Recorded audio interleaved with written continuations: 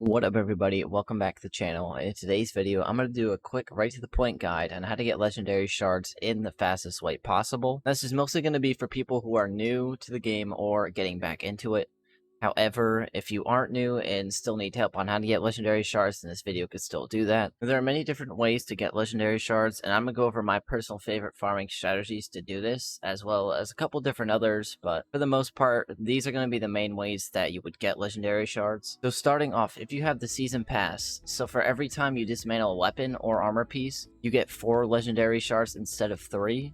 So if you don't have the season pass, it's not that big of a deal, but just know when you do dismantle weapons or armor, you only get 3 legendary shards instead of 4. So with the season of arrivals, the prismatic recaster was introduced as well as umbral engrams, and with contact public events being based around these, and they're currently on IO. So in your prismatic recaster, you can actually unlock a boost that gives you more of a chance to get umbral engrams from completing the heroic events on IO. Occasionally, you do also get 2 umbral engrams at the end of completing the event on heroic. And this public event is probably one of the best ways to get legendary shards because the amount of umbral engrams that you can get, as well as not only umbral engrams, but legendary engrams and prime engrams as well. Because you got to think about it, you're doing a public event where enemies are spawning pretty much non-stop, and when you kill enemies normally, there's always that chance that they will drop some sort of engram. So let's say you're doing a public event and you get randomly like a prime engram, or you find a legendary engram on the ground, and then you get the 2 umbral engrams at the end of the completion of the public event, then really that is 12 legendary shards right there, which probably doesn't seem like a lot because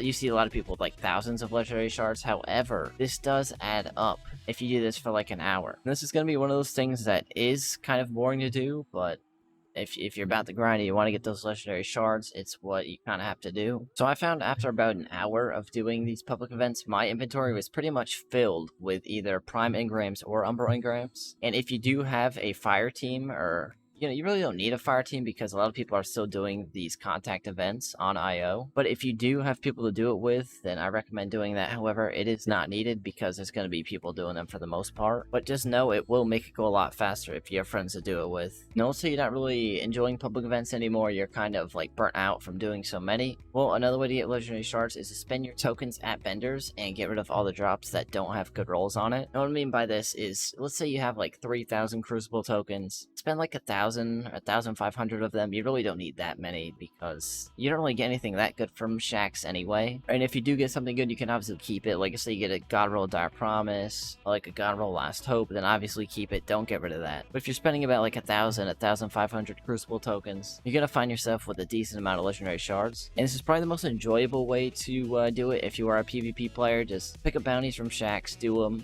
and then switch to your character, do it on your Titan, your Warlock, your Hunter, so on and so forth. Especially if you get weapons from these vendors, you can actually, when you get rid of them, you get gunsmith materials, and you can use these materials to turn them into Banshee to get even more weapons and dismantle them for legendary shards.